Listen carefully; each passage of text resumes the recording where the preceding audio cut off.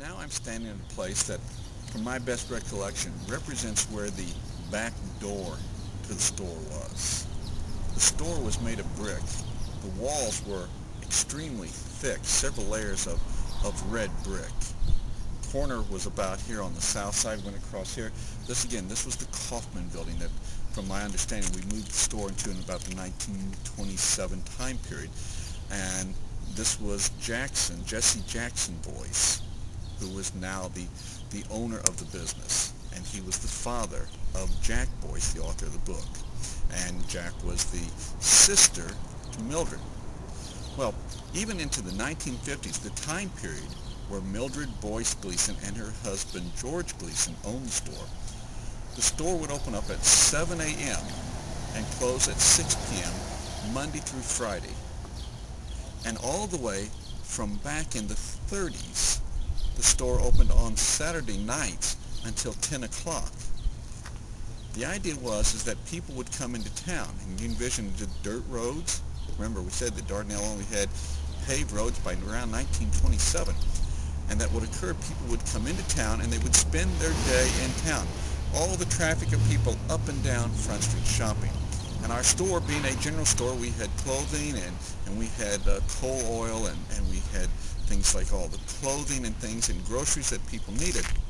People would come in and spend their day, do their shopping, write up a ticket where we would charge things because you did everything on a house charge count for all of these folks. And then they would, to have their entertainment, go down the street to the Joy Theater. And they'd watch the Saturday night movie. Come back to the store, perhaps do a little bit more shopping, and then they would take and load up their vehicles and drive back to wherever they lived. Just this very morning, as I've been out doing some research for this project, I ran into a gentleman by the name of Joe Grimes, who had moved here ever so recently after a long career, a distinguished career in the United States Air Force. And he made the comment about the flood of 1943. And for those of you who have seen my presentations, yes, this is the same Arkansas River that in 1943 flooded. And you've seen the pictures where I've shown you my grandparents' store back in Fort Smith where it was flooded. Same river, same year, same problem. And Joe Grimes was telling me the story, how that they left their house late at night, someone told them, and they loaded everything up on a wagon, came in, and that it had not been for this store and the fact that Mr. Boyce extended them credit. He says, we would have starved to death. Everything that the family could possibly preserve was put onto that wagon. They lost all their chickens, they lost all their cattle, they lost all the rest of their possessions.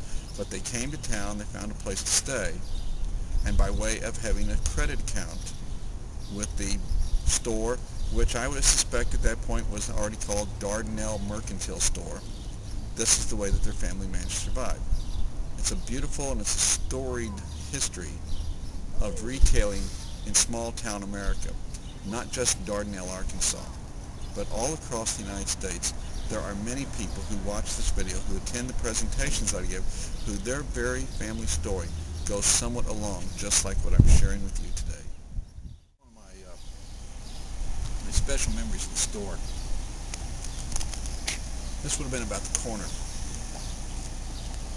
And right about here was a window that looked like it had not been cleaned in 50 years. And the wood all around it looked like it had not been painted in 30, 40 years. So as you came into the store, big doors, big double wooden doors right about here, you would walk in, and to the left were all the bags of grain. Right over here in the corner was a sink. A great big deep cast iron sink about this high with one handle on it and a hole in the cast iron where you would put hot water if we would have had hot water in the building. And on the framework to the window was a nail, and there was a ladle, just a metal ladle about this big. And you remember I told you about the aspect of town being segregated, and at the Blue Moon Cafe over there on Union Street, and this is where blacks ate, white people didn't eat there. Well, it was somewhere in the mid-1960s that the black schools closed down. The black elementary school was over on the far south side of town, and the black high school youth were bused to Marlton, which is another distance away where one of the other family stores was located.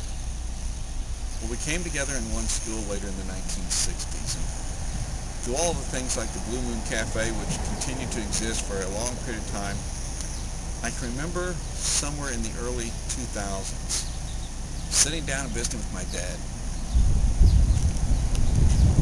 I remember saying, "Dad, when you walked in the store, people could walk in the back door of the store just as well as they could walk in two of the front doors of the store.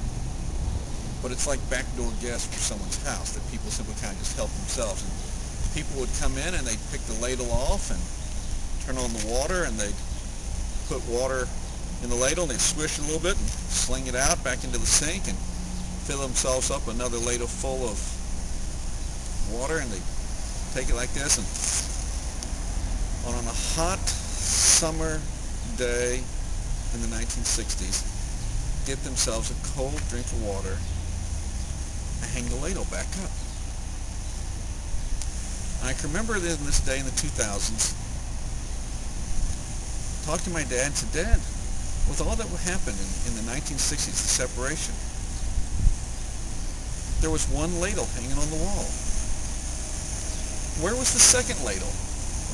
You know, where was the second ladle for blacks to drink water from if this was the white?" And I don't remember a label on there that said this is the ladle that white people drink water out of. And the kind of merchant that he was, he said, "We only had one ladle." And I said, "You mean the blacks and the whites both drink out of the same ladle?" And he said, "Yes." And I said, "Why didn't we have a second ladle?" My dad says, "Because we didn't need one." To me, that's a part of town. That's a part of small town. And that's what makes it special.